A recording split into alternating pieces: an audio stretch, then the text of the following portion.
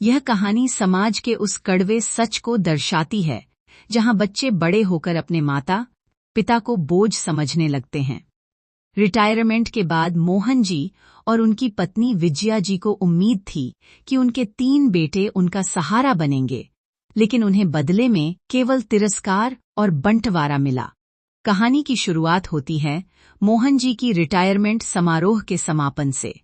शाम को वे अपनी पत्नी विजया के साथ घर लौटे। घर का वातावरण एक अजीब सी खामोशी ओढ़े हुए था। हॉल में उनके तीनों बेटे और बहुएं सोफे पर बैठे किसी गंभीर चर्चा में मग्न थे। मोहन जी को देखते ही उनकी बातचीत अचानक रुक गई। उस अचानक छाई चुप्पी ने मोहन जी के दिल को झकझोर दिया। अपने जूते उतारते हुए और उनके चेहरों पर उलझन देखते हुए मोहन जी ने पूछा, क्या बात है रे? जब मैंने रिटायरमेंट फंक्शन में आने को कहा तो एक ने कहा अर्जेंट काम है और दूसरे ने कहा मीटिंग है, और अब यहां सब मिलकर मीटिंग कर रहे हो। जो बात है मुझे भी बताओ, मैं भी तो सुनूं।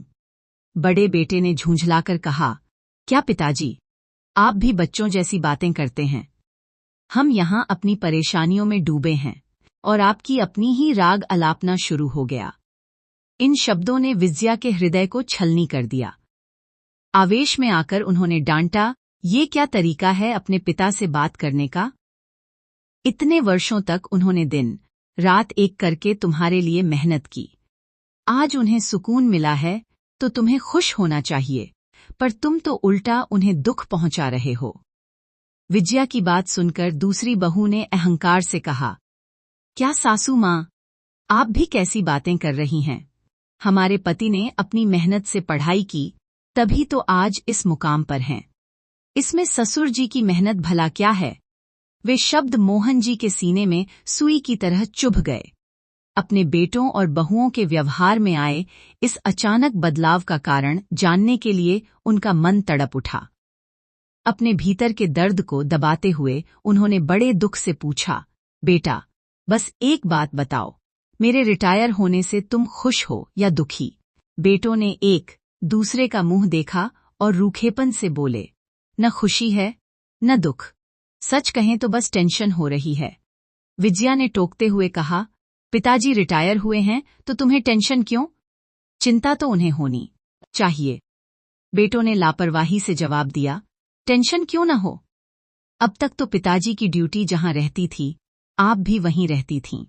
कभी कभी हम आपके पास आ जाते थे या आप यहां 4 दिन रहकर चले जाते थे, तब हमें कोई दिक्कत नहीं थी।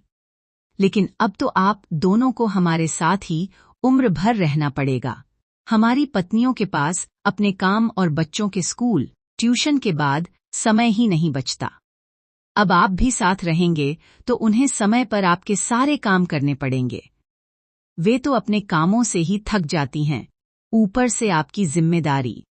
वे तो सेवा करते करते मर ही जाएंगी।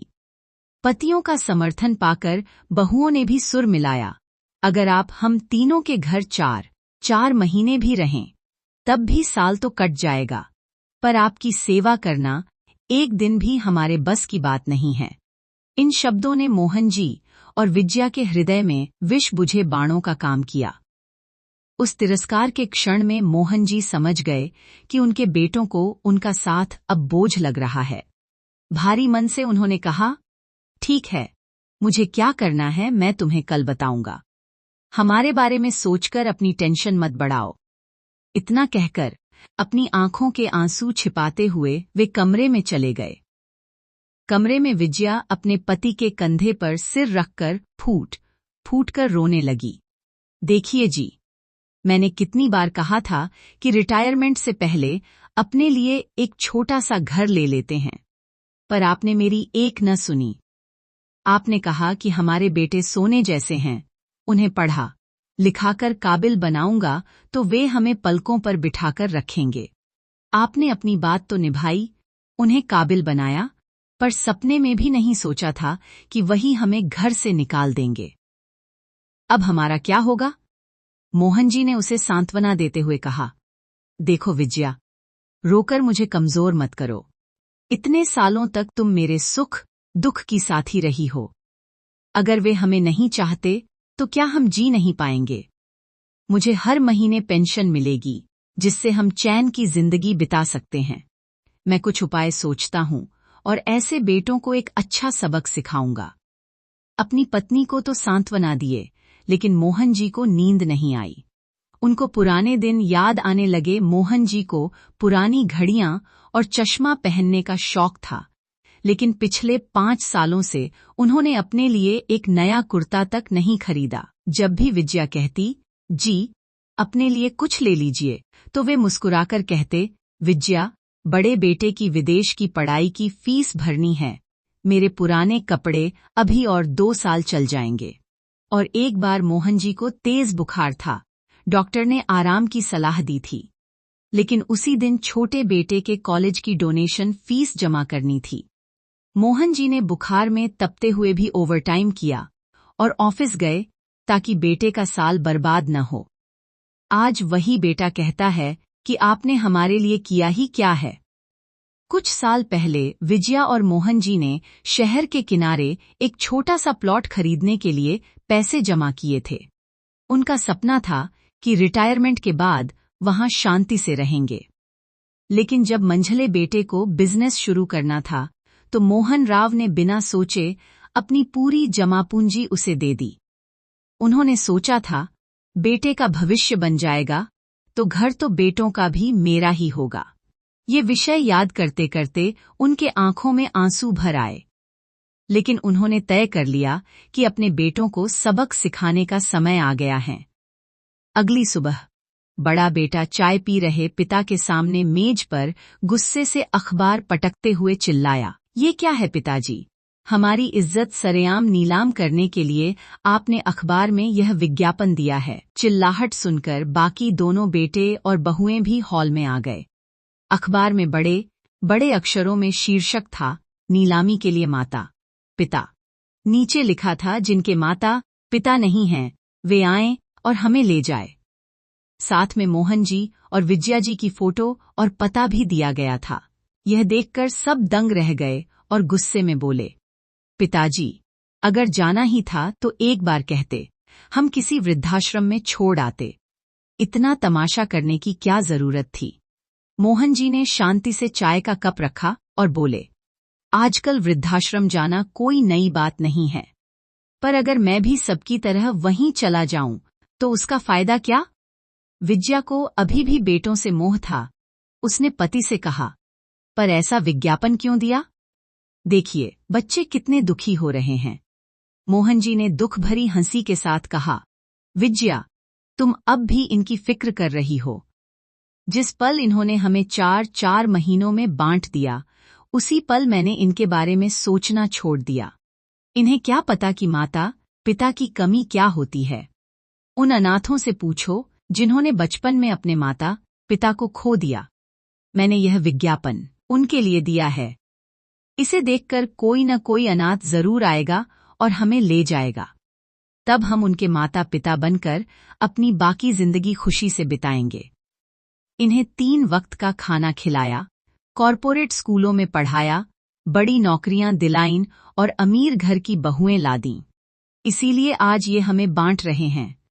इनसे बेहतर तो किसी अनाथ का सहारा बनना है। उनके शब्दों ने बेटों के दिल में पछतावे के बीज बो दिए। वे शर्म से सिर झुकाकर खड़े रह गए। तभी घर की घंटी बजी। छोटे बेटे ने दरवाजा खोला तो सामने एक शालीन सा व्यक्ति अखबार लिए खड़ा था। उसने विनम्रता से पूछा, क्या मोहन जी यहीं रहते हैं? वह व्यक्ति अंदर आया और बोला, मेरा नाम मुरली है और यह मेरी पत्नी सुमा है। मैं एक अनाथ हूं, पर मेरी पत्नी ने मुझे प्यार किया और अपने परिवार को मनाकर मुझसे शादी की। वह हमेशा कहती थी कि उसे माता पिता का प्यार तो मिला, पर सास ससुर की सेवा का सौभाग्य नहीं मिला। आज विज्ञापन देखकर उसकी उम्मीद जग गई। मेरे पास बहुत पैसा है, पर माता पिता के बिना सब व्यर्थ है। भगवान ने शायद मेरी सुन ली। अगर आप हमारे साथ चलें तो मेरा जीवन धन्य हो जाएगा। मुरली और सुमा ने श्रद्धा से मोहन जी और विजया जी के पैर छुए। मुरली ने भावुक होकर कहा, अक्सर सुना है कि लोग बच्चे गोद लेते हैं, पर पहली बार देखा कि कोई माता पिता बनने का अवसर दे रहा है। अगर सबको आप जैसे माता पिता मिल जाए तो कोई अनाथ नहीं रहेगा। मुरली की बातें सुनकर बेटों और बहुओं को अपनी गलती का एहसास हुआ। उन्होंने बहुत मिन्नतें कीं कि वे उन्हें छोड़कर न जाए, पर मोहन जी दृढ़ रहे। उन्होंने अपने बेटों की तरफ मुड़कर भी नहीं देखा, अपना सामान उठाया और विजया का हाथ थामकर मुरली के साथ चले गए। उनके जाने के बाद उस घर में एक गहरा सन्नाटा और खालीपन छा गया। माता पिता का मूल्य तब तक समझ नहीं आता जब तक वे साथ होते हैं। उनकी अहमियत का एहसास अक्सर उनके चले जाने के बाद ही मालूम होता है। दोस्तों, मोहन जी किया क्या सही था? आपके विचार कमेंट में लिखिए। यदि आपको वीडियो पसंद आया तो कृपया लाइक करें और हिंदी वॉइस चैनल को सब्सक्राइब करें। और भी अच्छी कहानियों के साथ फिर मिलती हूँ। कहानी देखने के लिए धन्यवाद।